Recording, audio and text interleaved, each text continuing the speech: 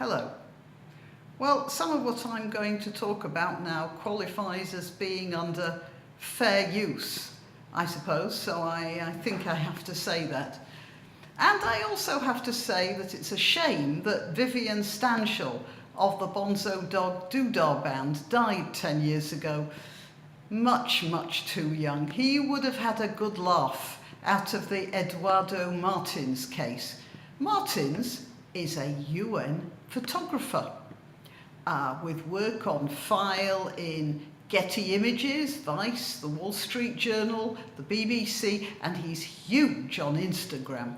His pictures of suffering victims of war have gone right round the world, both from his own website and those of the various press organisations who've taken him on. They've also been delighted to publish his selfies taken in some of the most depressing and violent parts of the world. Martins is truly an amazing and dedicated photographer who works for the UN and whose life is an inspirational story of triumph over a rocky early family breakdown and survival of childhood leukemia, and who has, against the odds, built an impressive photographic portfolio. He is also pretty good eye candy. Sun-bleached hair, suntanned skin, athletic, square-jawed, muscular. Wow, what a guy. What can I say? The only thing left to observe is that there's only one tiny thing wrong with Mr. Martins. I'm the urban spaceman, babe, but here comes the twist.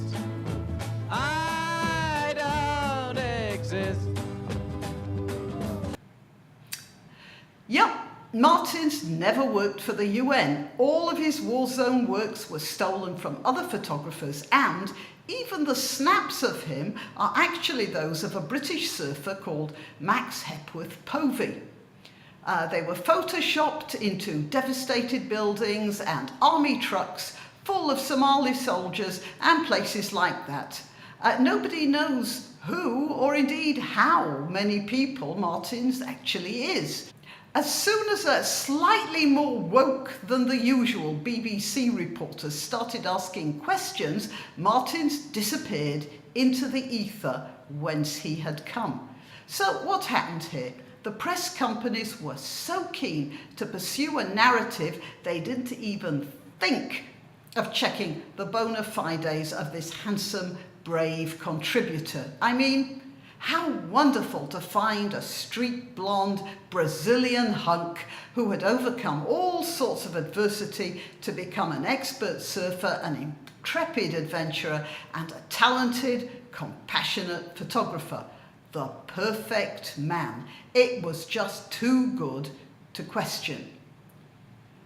To some of us, this wasn't a particularly startling example. Another one is a phenomenon known as Pallywood.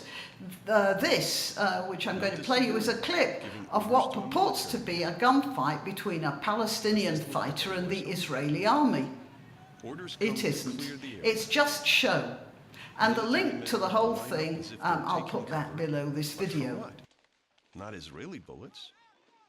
And now the street fighter runs up to the hole in the wall and fires into the empty room.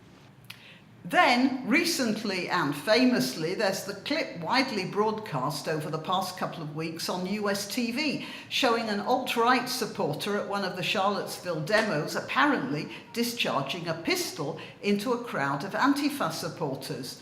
What is not so commonly shown is the wider picture, the uncropped version, which reveals, firstly, that the man was firing a warning shot, and secondly, he was doing so because the other guy was blasting a flamethrower at the demonstrators. I'm not arguing for the gunman. Being British, I'm highly critical of people being able to walk around with guns tucked in their belts. And I'm not arguing for the rights and wrongs of any of these cases. I'm just pointing out that when a broadcaster has an agenda, we cannot rely in any way upon what they show us. And although the plagiarized photographers must have suffered substantially from Martin's theft of their work, whoever he is, it is amusing to see the writers bit and find out that in their eagerness to push their audience down the rabbit hole of their own fantasies, they sometimes end up themselves falling into the wonderland of their own delusions. Just ask Eduardo Martins, if you can find him.